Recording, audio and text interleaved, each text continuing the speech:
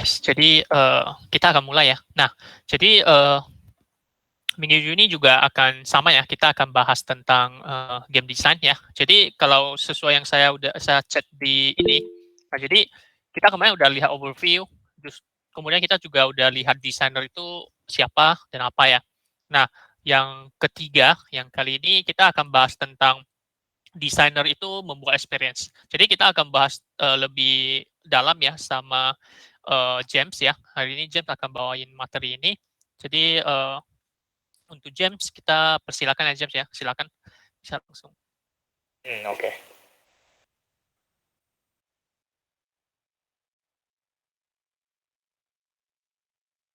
Oke.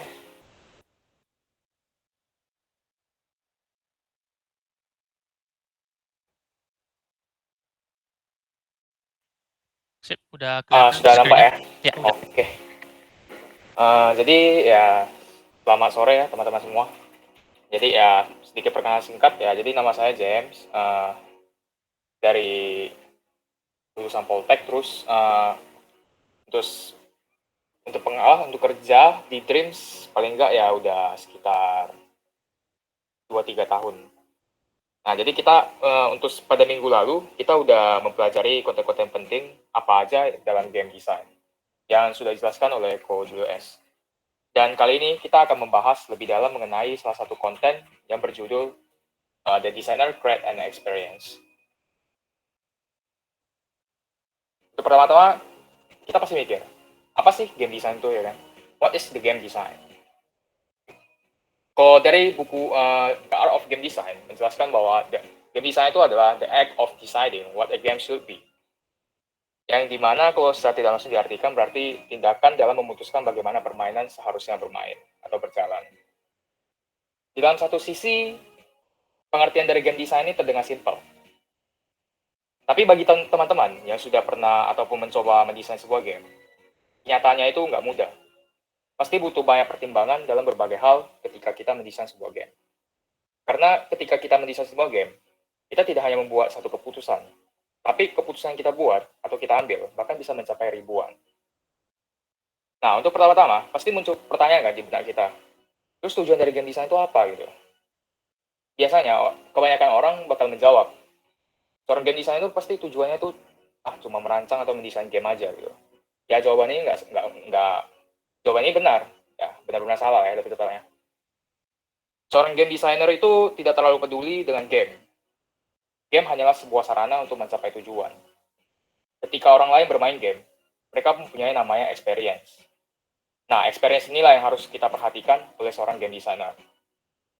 Karena tanpa experience, game itu tidak ada artinya, dan game itu juga tidak ada artinya kalau nggak ada yang main. Gitu. Terus bagaimana caranya kita supaya orang mau memainkan game kita? Kan gitu pertanyaannya. Nah, dalam buku ini menjelaskan di mana ada subbab setelahnya itu yaitu berjudul the game is not the experience. Untuk pada subbab ini kita lebih gampang ngertinya kalau misalnya kita ngambil contoh kasus. Kita ambil contoh kasus jika ada sebuah pohon tumbang di hutan dan kalau tidak ada orang di sekitarnya, apakah itu mengeluarkan suara atau tidak? Nah, kan gitu kan experience. Nah, kalau definisinya kita kalau definisi tentang suaranya yaitu tentang molekul udara atau getaran, berarti pohon tersebut iya pasti mengeluarkan suara. Nah, tapi jika definisi suara yang kita maksud adalah experience dalam mendengar suara, maka jawabannya enggak. Karena pohon tidak mengeluarkan suara ketika tidak ada orang yang mendengarnya. Ya dong, kan logikanya begitu. Kalau nggak ada orang di sekitarnya, meskipun pohon tumbang, kita kan nggak kedengar. Nah, jadi kesimpulan yang bisa kita ambil apa? Jadi seorang game designer hanya peduli dengan apa yang dialami oleh player. Terus apa yang membuat game itu unik? Nah, is this unique to game? Di satu sisi lain, kita pasti bakal mikir, apa sih yang istimewa dari game dibandingkan dengan sarana hiburan yang lain seperti film, drama, musik, wahana, dan lain-lain gitu. Tetapi semua jenis sarana hiburan itu pasti mengatasi masalah yang sama, yaitu bagaimana kita bisa menciptakan sesuatu yang menghasilkan experience tertentu. Nah, terus apa yang spesial dari game kebanding sarana hiburan yang lain? Gitu. Kenapa kita mau susah-susah bro, membuat ataupun menjadi game designer? Apa kita masokis gitu kan? Atau ada yang masokis nggak di sini gitu? Sudah pasti jawabannya enggak lah ya. Nah, terus seperti yang dilakukan oleh game designer lainnya, ketika kita mendesain sebuah game, ada perasaan-perasaan tertentu yang ingin kita ciptakan dan delivery ke pemain. Yang dimana perasaan-perasaan tertentu hanya dapat disampaikan melalui game. Nah, terus perasaan-perasaan tersebut itu apa aja gitu? Di dalam buku ini menjelaskan ada 5 perasaan-perasaan tertentu yang bisa kita sampaikan melalui game. Yang pertama yaitu feeling of choice. Jadi perasaan di mana kita dapat memilih. Kalau kita ambil contoh kasus dari feeling of choice ini, yaitu berarti anggap aja sebagai kita ambil contoh kasus seperti game yang visual novel, di mana kita bisa memilih opsi-opsi dalam sebuah cerita yang dimana mempunyai ending yang berbeda. Nah, gitu. Yang kedua yaitu feeling of freedom, di mana pemain mempunyai kebebasan dalam bertindak misalnya. Kalau dalam contoh kasus game misalnya kayak GTA atau game adventure lainnya misalnya. Yang ketiga itu feeling of responsibility, di mana perasaan di mana pemain mempunyai tanggung jawab gitu. Jadi ini contohnya seperti misi di dalam game atau yang lain-lain lah yang berhubungan dengan tanggung jawab gitu. Yang keempat yaitu feeling of accomplishment. Jadi ini yaitu perasaan ketika kita mencapai sesuatu. Nah, itu kalau dalam contoh kasus di dalam game itu biasanya ada sistem rank, atau misalnya di MMORPG kita ingin menjadi pemain nomor 1 di dalam game misalnya. Atau dan yang kelima yaitu feeling of friendship. Nah, ini pasti udah nggak asing lagi lah. Di setiap game itu pasti ada gitu. Apalagi game-game multiplayer. Kan kita main pasti ada karena ada teman, ada hal-hal yang berhubungan dengan ya membangun apa tuh namanya ya anggap aja prinsip-prinsip lah gitu ya. Terus yang selanjutnya yaitu three practical approach to chasing the rainbow. Nah, dalam buku ini menjelaskan ada tiga cara praktikal yang sangat membantu dalam mendesain sebuah game. Nah, setelah kita mengetahui keunikan dari game dan kita ingin membuat game yang dapat menghasilkan experience yang luar biasa, menarik dan tak terlupakan misalnya, kita perlu melakukan berbagai upaya. Nah, jadi inilah ketiga jenis pendekatan yang perlu kita ketahui sebagai seorang game designer. Jadi pendekatan pertama yaitu secara psikologi. Nah, dari seorang game designer itu dapat kalau bisa kita harus memahami mekanisme yang membuat orang lain tergerak. Kalau secara pengertian lebih luasnya sih psikologi itu mempelajari perilaku manusia. Kalau yang kedua yaitu antropologi, di mana kita mempelajari atau memahami segala macam seluk-beluk unsur-unsur kebudayaan yang dihasilkan oleh kehidupan manusia. Yang ketiga yaitu desain, di mana membuat orang lain merasa senang. Kalau contoh-contoh kasus dari ketiga poin ini sih yang bisa kita ambil itu misalnya kayak psikologi gitu ya. Psikologi itu misalnya ketika orang lain bermain, ada momen-momen tertentu misalnya, dia bakal senang di bagian mananya atau di ininya. Sedangkan kalau antropologi itu kan mempelajari budaya-budaya manusia nih.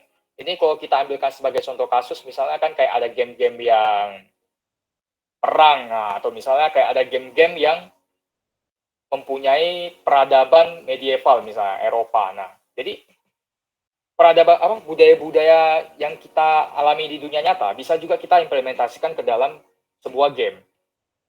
Yang ketiga itu ya desain. Desain ini salah satu yang paling penting. Jadi bagaimana cara kita merancang atau menentukan atau gabungan antara elemen-elemen yang lain supaya permainan tersebut semakin menarik dan experience-nya itu dapat disampaikan dengan benar gitu. Terus yang subbab terakhir yaitu all that is real is what you feel. Yaitu pada poin ini di mana pada buku ini itu saya mendapatkan kesimpulan di mana apa serunya sih menjadi game designer gitu kan. Jadi kita itu bebas untuk berimajinasi atau memunculkan ide dan merancang experience yang akan kita terapkan melalui game. Sehingga game yang dihasilkan memiliki peluang yang terasa nyata dan bermakna. Mungkin itu saja, sekian presentasi dari saya untuk mengenai game desainnya create an experience. Sekian dan terima kasih.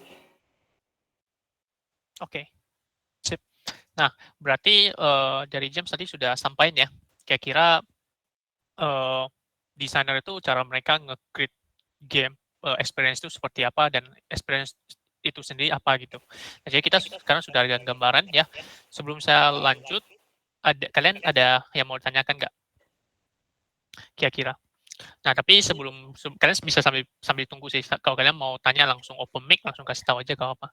Nah, jadi kira-kira kesimpulan seperti itu. Jadi James ada jelasin tentang game design itu apa, kemudian tujuan dari game design, kemudian ada jelasin tentang 3 practical approach ya, atau pendekatan ya, psikologi, antropologi, dan desain. Ya, betul. Terus kemudian tadi ada jelasin tentang feeling juga kan, feel yang mau kita feel yang ada di dalam experience itu sendiri seperti apa. Terus ada kasih tahu tentang contoh experience ya yang ada di, maksudnya analogi yang kalau sebuah pohon itu tumbang di hutan, ada orang di sana sama gak ada orang di sana, itu experience-nya berbeda. Kalau kita memang searching experience mendengarkan suara, harus ada orang di sana bahwa kita sebut itu sebagai experience gitu kan. Tapi kalau kita sebut itu sebagai mungkin molekul dari apa tadi? Nah, itu secara sains ya mungkin itu bukan mungkin dia tetap mengeluarkan suara, cuman gak ada yang mendengarkan kan gitu. Iya, Nah betul. ya, nah itu analogi yang bagus banget buat kita untuk mencerna apa sih sebenarnya itu desain sama game designer. Nah, jadi memang sih ini materi game design jarang kita dapetin di kuliah ya. Kita kalau di kuliah kita lebih banyak fokus di teknikalnya, bagaimana untuk nge-programming game ini, bagaimana saya menggunakan engine ini, bagaimana saya bisa membuat game prototype ya, bagaimana saya bisa. Nah, kita lebih banyak membahas itu. Tapi kalau memang kita udah masuk ke dalam industri, nah sebenarnya yang penting banget itu adalah game design. Makanya kita dari sekarang belajar game design.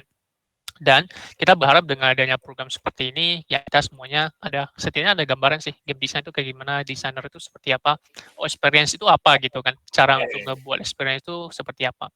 Nah, sebenarnya ini sharing session, namanya saya kasih nama program sharing session sih. Jadi ini juga kalian bisa tanya-tanya, kalian juga bisa diskusi ya. Jadi apapun itu kalian tanyain aja, gak apa-apa itu. Soalnya kita memang mau semuanya sambil belajar ya. Mumpung kita masih ada kesempatan buat kumpul ya, kayak mungkin William Tan, Julian kan mereka lagi intern ya kan.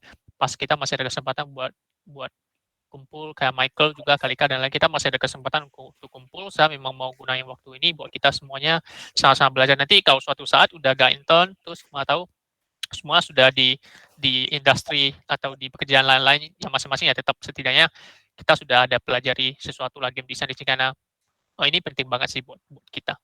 Ya, bisa sih, silakan dilanjut. Berarti mungkin kalau nggak ada yang tanya dulu ya, kalian kalau mau tanya juga bisa. Kalau kalian takut buka mic ya, kalian mau pakai ketik ya juga silakan, nggak masalah.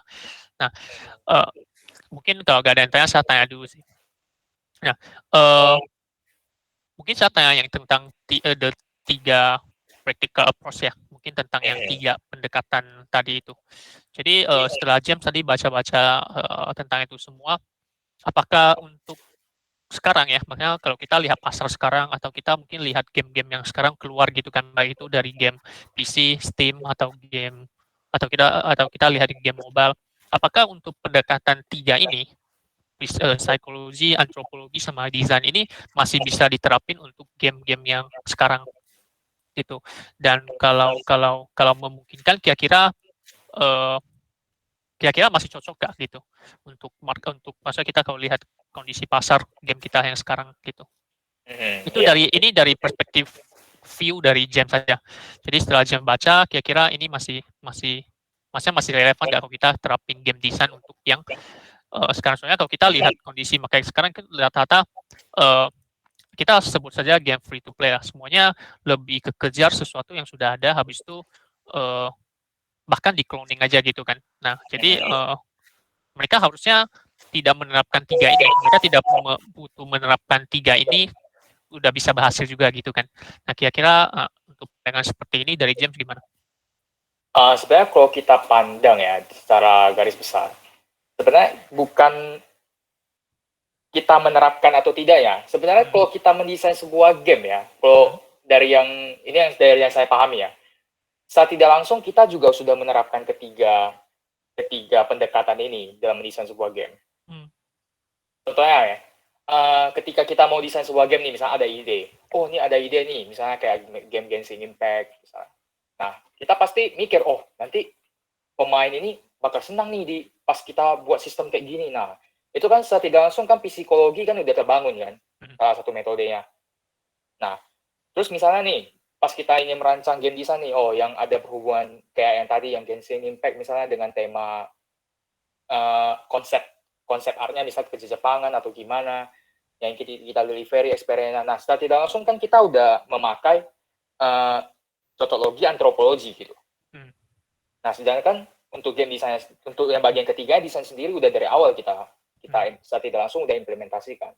Oke, Jadi berarti ini lebih tepatnya lebih ke kita mempelajari ketiga pendekatan ini supaya wawasan kita semakin luas dalam mendesain sebuah game. Gitu. Oke. Berarti istilahnya sebenarnya pada dasarnya sebuah game itu dibalik dari sebuah game design, tiga ini secara tidak langsung sudah ada baik udah disadari sama si game designer atau tidak disadari sama game designer, benar kan? Biasanya kalau kita desain game sekarang kayak mungkin yang di Project World Toku atau projectnya Michael dan Kalika atau projectnya di Resto atau gimana, nah secara tidak langsung di dalam game itu sendiri di balik dari itu ya udah ada tiga ini sebenarnya. Cuman kalau kita pelajari ini sekarang berarti kita akan tahu sih sebenarnya di balik game design itu tiga ini sudah ada gitu. Nah itu ya itu bagus sih. Nah kemudian nah kita kembali kemudian kita balik lagi sih ke bagian ini sih antropologi lagi. Jadi kita masuk ke peradaban lah, maksudnya untuk ke desain. Apakah setiap game ya, apakah dari setiap game yang ingin kita desain peradaban itu butuh diperhatikan atau tidak gitu. Maksudnya kalau peradaban itu berarti istilahnya kita ingin semua user experience, semua user kita merasakan peradaban yang ingin kita sampaikan ke mereka gitulah istilahnya kan. Tapi kan nggak semua game harus ada ini kan. Mungkin game yang tanpa ada kasih tahu tentang hal ini kan juga ada gitu kan. Iya betul. Biasanya game-game fantasi misalnya kan ada peradabannya kan ada yang nggak termasuk kayak udah masa depan banget gitu kan. Udah benar-benar science itu bisa juga. Oke. Ya. Sama ini sih. Ini ada satu contoh kasus mungkin saya bisa share. Nah, ini juga tentang Hideo Kojima sih kayak. Nah, mungkin yang kita pikirkan sekarang kalau kita mau ngedesain sebuah game dengan planning atau pre-production yang panjang banget dan perfect ya, kayak kita benar-benar mau nge-research sebuah game itu yang dari sisi psikologinya itu dapat banget, terus peradabannya juga kita nge-research sesuai dengan hasil nyata yang ada, dan semua pertanyaan why di game design kita itu benar kita nge-research sesuai dengan data yang kita dapatkan dari dunia nyata gitulah istilahnya. Nah, kalau kita memang mau buat game seperti itu benar, itu maksudnya itu perfect banget. Nah, tapi ada di lain sisi, kalau kita di dalam industri ini udah beda kalau berkaitan sama dengan bisnis. Mungkin kalau kalian sempat dengar cerita Hideo Kojima, kenapa dia keluar dari perusahaan dia yang sebelumnya itu karena memang dia menggunakan terlalu banyak biaya, cost untuk ngedesain sebuah game. Nah, jadi dia bahkan sangat banyak audio yang dia buat hiring mahal-mahal ya. Mahal banget, tapi gak dipakai terakhir. Nah, itu karena kenapa? Karena dia ingin coba mendelivery experience yang semaksimal mungkin ke playernya.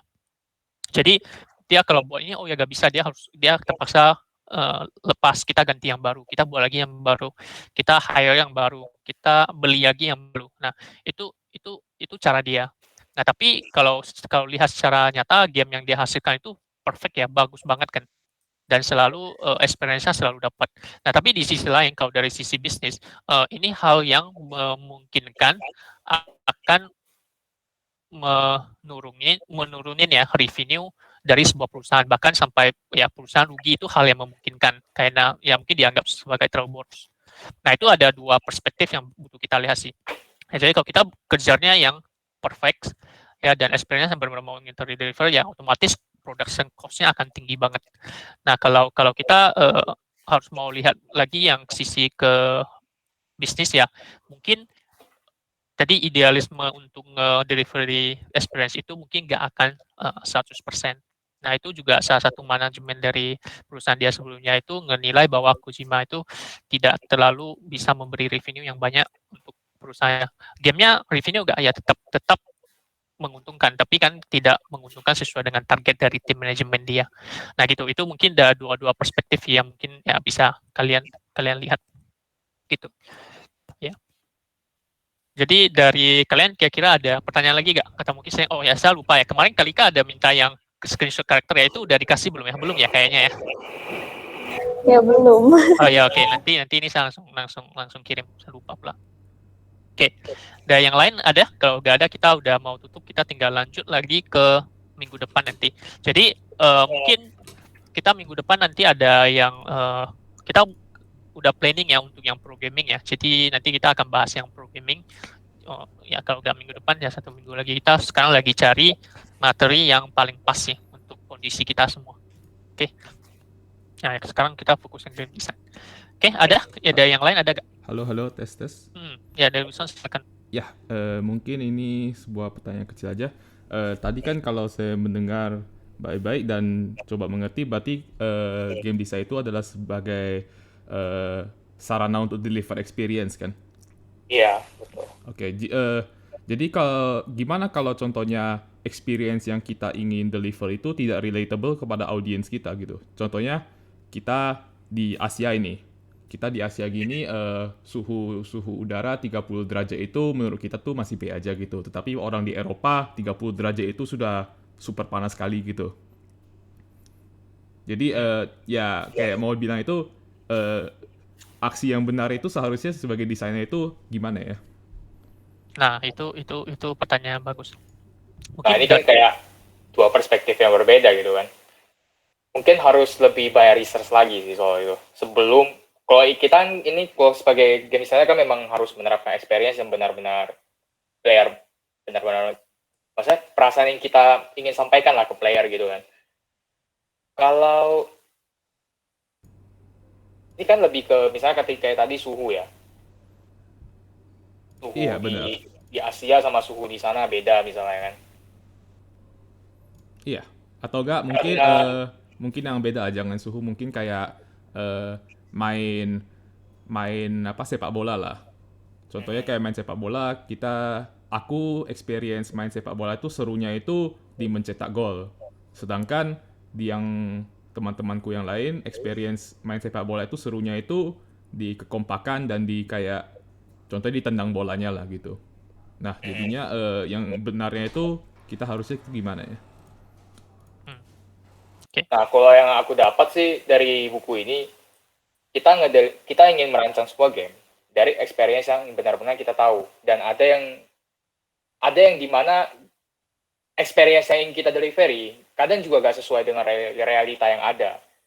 Kalau di dalam buku ini jelasin sih, jadi nggak harus semestinya realita, dan kadang apa yang kita pahami dan itu nggak semua orang juga setuju gitu atau sepaham dengan apa yang kita pahami gitu. Nah, ini yang susah dijelaskan di dalam persoalan experience ini gitu.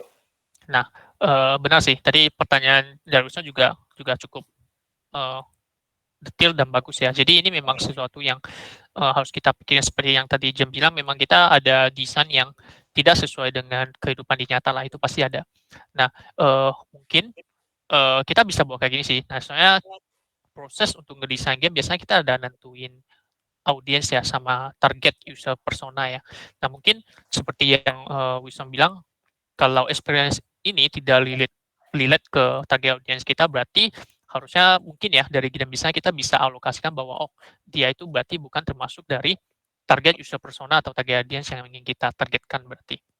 Soalnya kita butuh kita ingin rancang experience ini, contoh dari desain seperti kita ambil contoh sepak bola seperti yang tadi Wilson bilang, bahwa kita ingin buat sebuah sepak bola di mana experience utama kita itu adalah kita pengen mereka merasakan kesenangan kalau mereka berhasil cetak gol gitu, ya kan? Kita dari di sana ingin buat itu.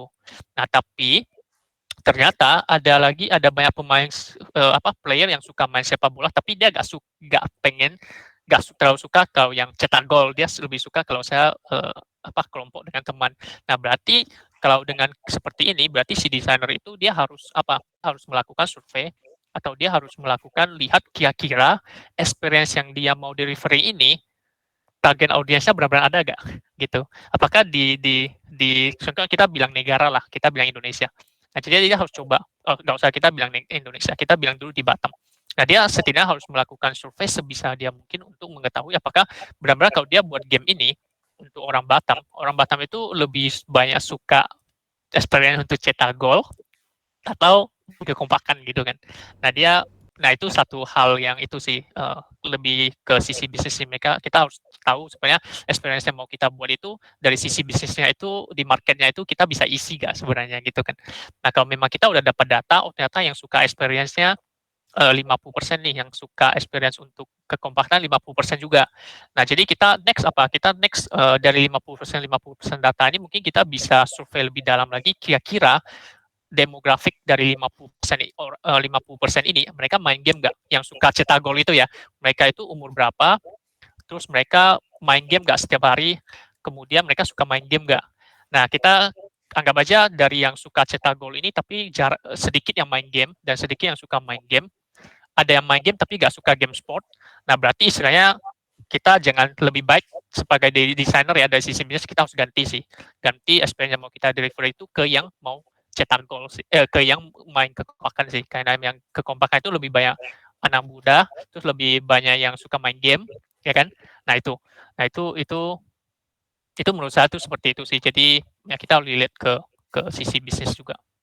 Soalnya terakhir kalau kita benar-benar paksain si desainer itu untuk saya gak mau tahu gitu banyak, yang penting saya mau kasih experience ini kan.